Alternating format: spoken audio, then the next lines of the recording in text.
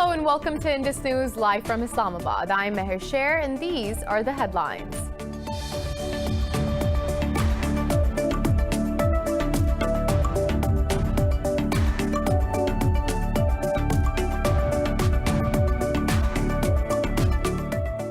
Kabul says the legitimacy of the war must be discussed with the Taliban before any progress can be made in the Afghan peace talks. In an interview, the Afghan government's negotiator Abdul Hafiz Mansour said the talks will not have an outcome until the issue is clarified. 3 meetings have been held between the both sides since the talks resumed in Doha on the 6th of January.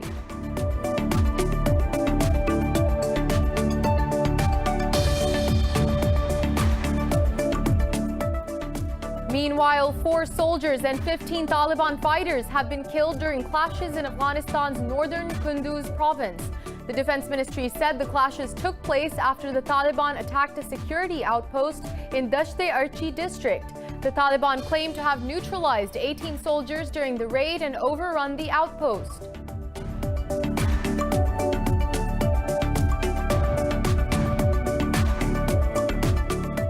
As U.S. President Donald Trump enters his final full day in office, President-elect Joe Biden has moved to dismiss a new White House decree on travel bans. In one of his last orders, Trump had tried to end travel bans for visitors from much of Europe and Brazil. But Biden's spokeswoman said now is not the right time to ease travel restrictions.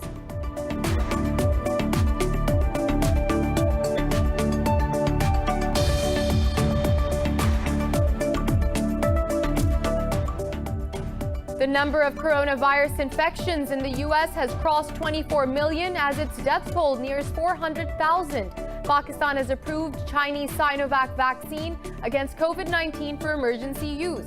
The country has registered 1,800 new cases and 58 fatalities, with the death toll crossing 11,000. Globally, the virus has claimed 2.03 million lives and infected over 95.5 million people so far.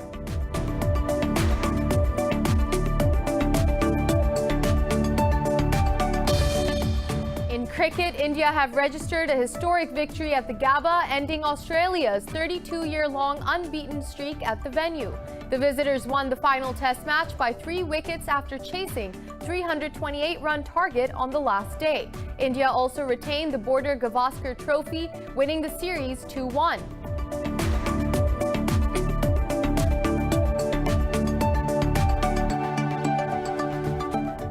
Well, those were the headlines. More news in detail after a short break. Stay with us.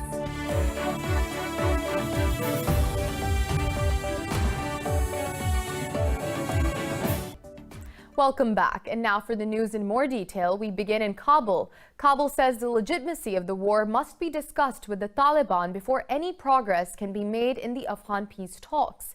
In an interview, the Afghan government's negotiator Abdul Hafiz Mansour said the talks will not have an outcome until the issue is clarified. 3 meetings have been held between the both sides since the talks resumed in Doha on the 6th of January.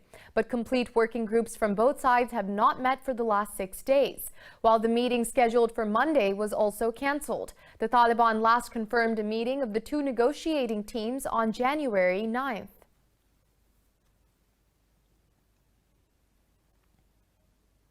At least 4 soldiers and 15 Taliban fighters have been killed during clashes in Afghanistan's northern Kunduz province.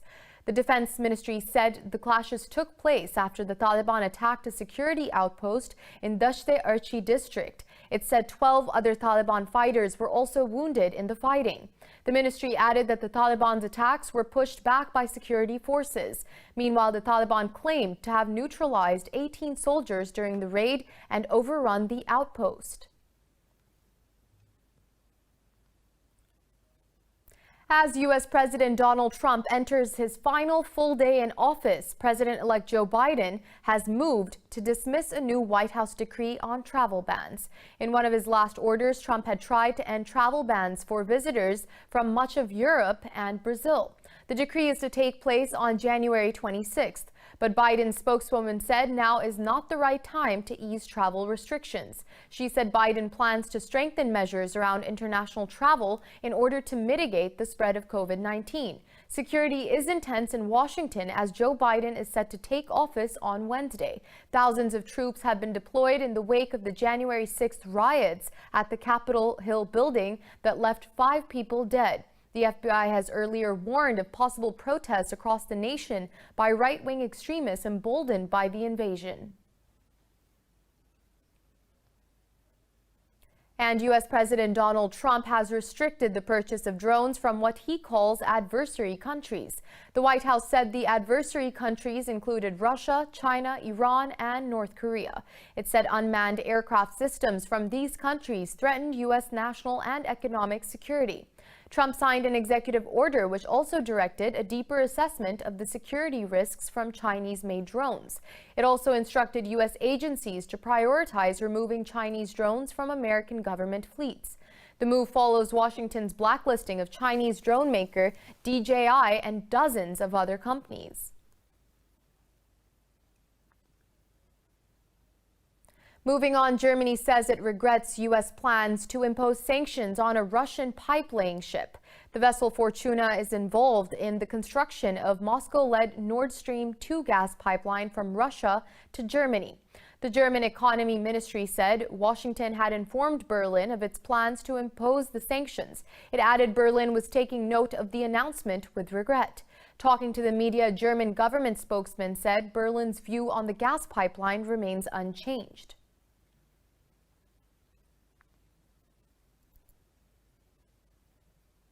Now moving on to India, the 10th round of talks between the government and farmer unions has been postponed to January 20th. Farmers have been protesting outside the Indian capital against the government's controversial farm laws since the 26th of November. Meanwhile, the Supreme Court appointed committee is scheduled to hold its first meeting today to resolve the impasse. In Punjab, Chief Minister Amarinder Singh has slammed the investigation agency's harassment, saying it will not weaken the farmers' resolve. On Monday, women farmers observed a day-long fast and burnt the effigy of the IMF, which has backed the laws.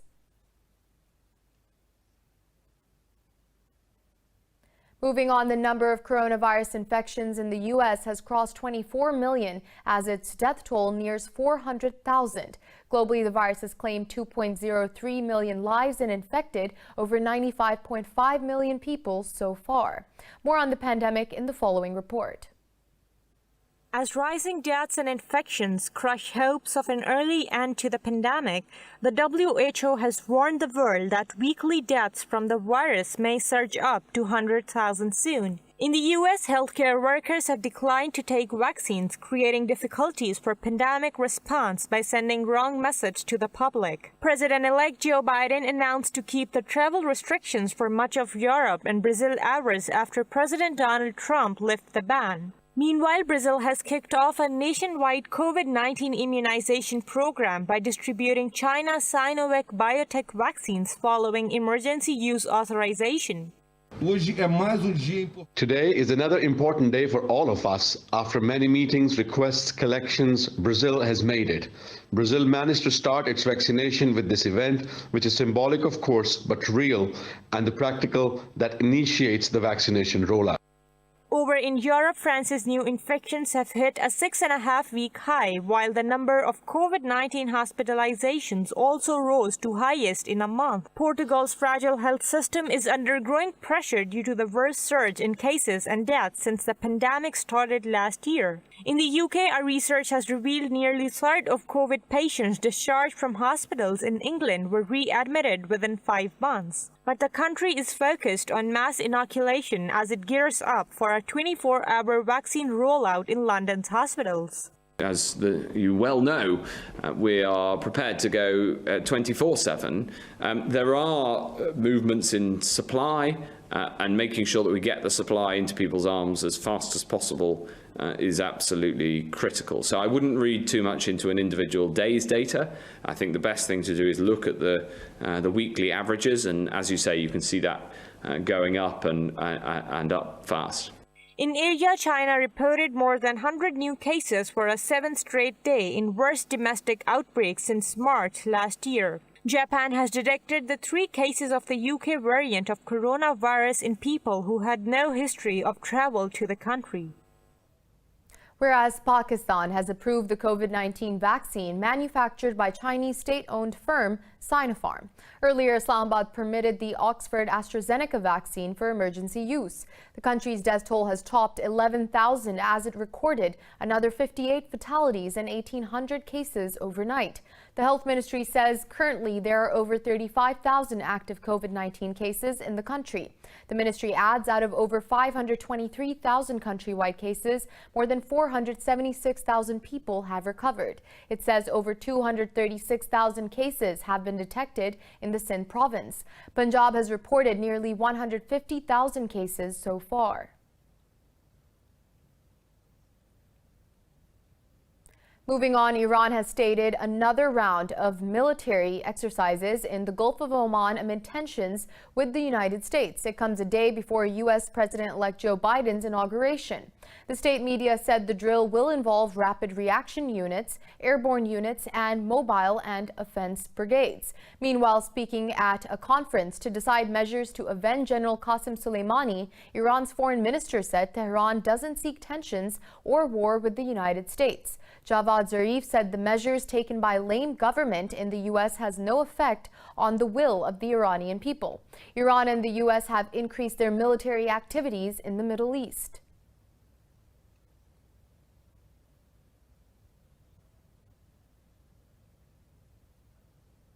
Now, Syria has denied recent reports about meetings between Syrian and Israeli officials as lies. In a statement, the Syrian Foreign Ministry said Damascus is clear about its stance towards the Palestinian issue.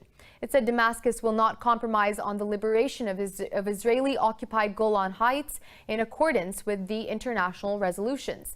The ministry said the parties advertising such false news aim to undermine the Syrian stance towards the Israeli occupation. Earlier reports emerged claiming that Israeli and Syrian officials met under Russian mediation in the Russian base of Hamaim in Syria.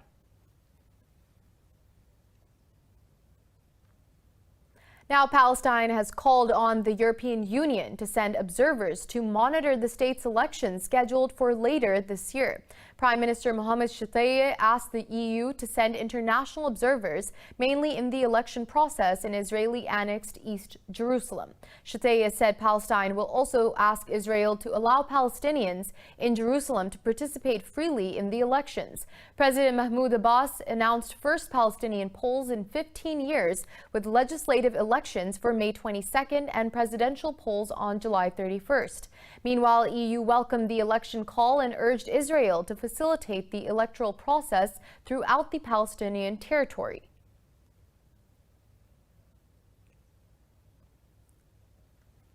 And we'll be back with more news after a short break. Stick around.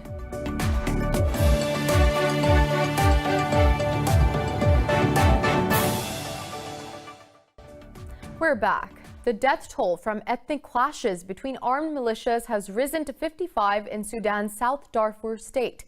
This comes just a day after another deadly episode of violence in West Darfur state killed 83 people. A militia leader said at least 37 others were wounded, while several homes were torched during the attacks. He said the Rizigat militia carried out the attack to avenge the killing of one of its members by the rival non-Arab Falata militia.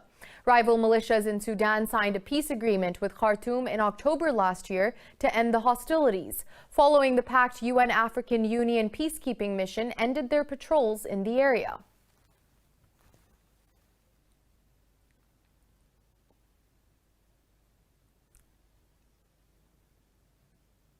Moving on, Uganda has accused the U.S. of trying to subvert last week's presidential elections held in the country. This came after U.S.'s diplomatic mission to Uganda said the house arrest of Kampala's opposition leader Bobi Wine is a worrying sign. In a statement, the mission said last week's vote was tainted by harassment of opposition candidates and a nationwide internet shutdown. It said the unlawful actions and the house arrest of a presidential candidate is a worrying trend for Uganda's democracy. Earlier, Uganda's army blocked the U.S. ambassador, Natalie Brown, from visiting Wine, who went to check on the opposition leader's health and safety.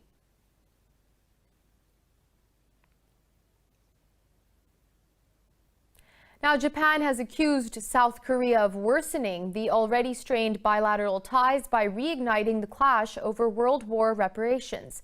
Speaking in the Japanese parliament, Foreign Minister Toshimitsu Motegi called Seoul's demand of compensation over wartime sex slavery illegal. He termed the recent South Korean court ruling seeking compensation an abnormal development. Motegi urged Seoul to correct international law violation and restore healthy relations. Earlier, Seoul Central District Court ruled that Tokyo must give $91,360 to each of the 12 victims. The relations between Seoul and Tokyo have plunged to their lowest in decades over the issue.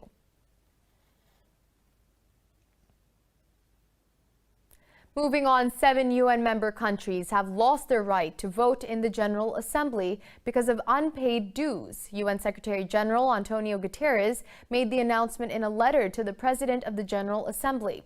The countries include Iran, Niger, Libya, Congo-Brazzaville, and South Sudan, Zimbabwe, and Central African Republic. The letter also mentions the amount each country can pay to recover their right to vote. The UN Charter calls for a voting rights suspension if their contribution to the body is delayed by 2 years. Tens of thousands of people continue to flee Indonesia's South Kalimantan province after 10 days of torrential rainfall. At least 15 people have been killed in floods that affected over 10 cities of the province. The National Disaster Mitigation Agency says over 39,000 people have been evacuated so far. Indonesia's President Joko Widodo has termed it the worst flooding in half a century. The country's meteorology agency has warned of the risk of extreme weather and other flood dangers in the coming weeks. British billionaire Richard Branson's Virgin Orbit has reached space for the first time with a successful test of its air-launched rocket. The rocket has delivered 10 NASA satellites to orbit, achieving a key milestone. Virgin Orbit's Launcher 1 rocket was dropped mid-air from a modified Boeing 747 nicknamed Cosmic Girl. The rocket demonstrated its first successful trek to space some 35,000 feet over the Pacific. The company says 2 hours after its Cosmic Girl carrier craft took off, the rocket successfully placed 10 tiny satellites in orbit. The space test has also pushed Virgin Orbit into an increasingly competitive commercial space race alongside rivals including Rocket Lab and Firefly Aerospace.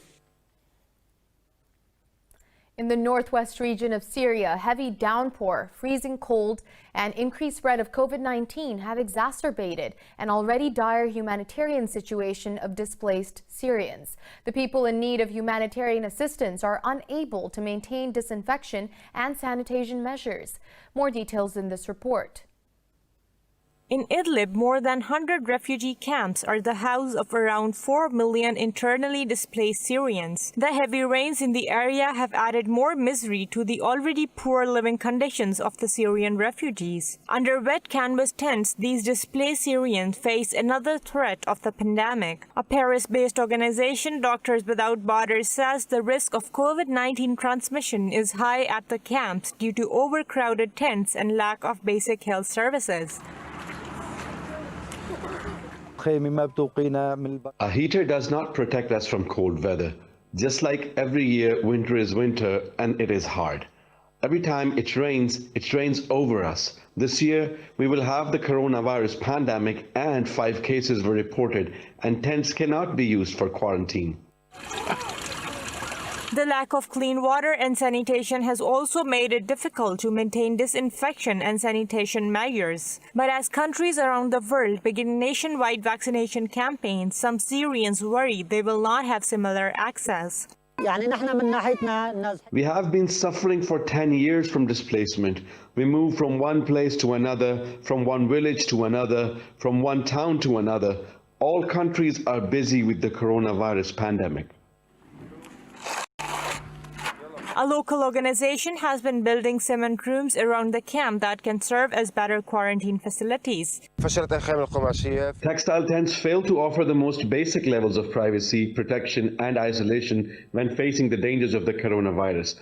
That is why we have built in the current year more than 1,000 cement rooms as part of our program to face COVID-19. Syria has been ravaged by a civil war since early 2011 when the Bashar al-Assad regime cracked down on pro-democracy protesters. Hundreds of thousands of people have been killed and millions more displaced so far. In Israel blockaded Gaza, a man with unswerving determination takes up to fight with his disabilities through karate. Despite the odds and non-availability of proper facilities, Yusuf Abu Amira has learned the skill to fight with sticks. More about his bravery in this report. Yusuf Abu Amira, a Palestinian law school graduate, never let his disabilities hold him back. Born without legs and with only partially developed arms, he has taken up a new challenge, karate. The 24-year-old orange belt shows his stick fighting skills as he trains with his coach at Gaza's Al-Mashtal Club for martial arts. As people with disability, or what we are referred to as people from a marginalized category, I want to play karate so I can defend myself, and I dream of taking part in international championships and the Olympics. His mastery of the stick helps him make up for his missing limbs. He has also learned how to deliver strong punches and fend off attacks with his body and arms. Coach Hassan Al-Rai says his pupils showed particular determination. I was surprised that Yusuf has different skills and can do things better than people with fewer disabilities could do. He is determined and defiant, and he challenges his reality. He wants to show society that he is not disabled. Society is disabling him by putting barriers in front of him so that he cannot reach his dream.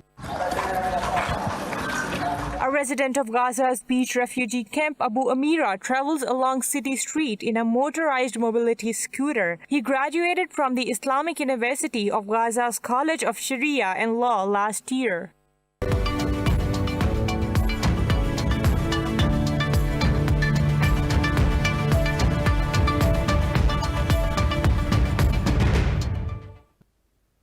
On to business. The International Monetary Fund says the global economic outlook is extremely uncertain after new strains and consecutive waves of COVID-19. IMF Managing Director Kristalina Georgieva said the fund needs more resources to help heavily indebted countries. Speaking at a virtual news conference, Georgieva said the IMF rapidly increased concessional financing to developing economies, but she said further steps were needed. Georgieva added it was important for the global lender to expand its capacity to support countries that have fallen behind. Meanwhile, the new chair of IMF Steering Committee, Magdalena Andersson, said the need for liquidity remained great. Andersson said she would consult with member countries on options for expanding liquidity. Now, European stocks have edged up as investors monitor COVID-19 vaccine rollout and political developments in the United States. Leading the gains, Italy's FTSE MIB has added close to 0.5%. European Stock 600, London's FTSE 100, Frankfurt's DAX and the CAC 40 in Paris have all edged up marginally. Earlier, most Asian bourses traded higher with the exception of mainland Chinese shares.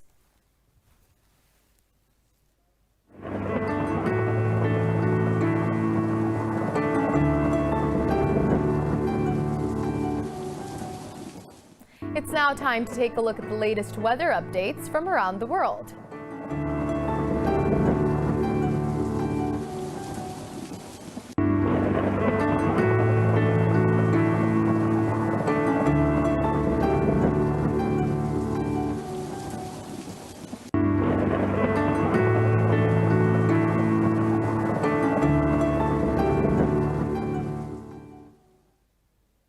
For the latest updates, you can follow us on social media at indus.news.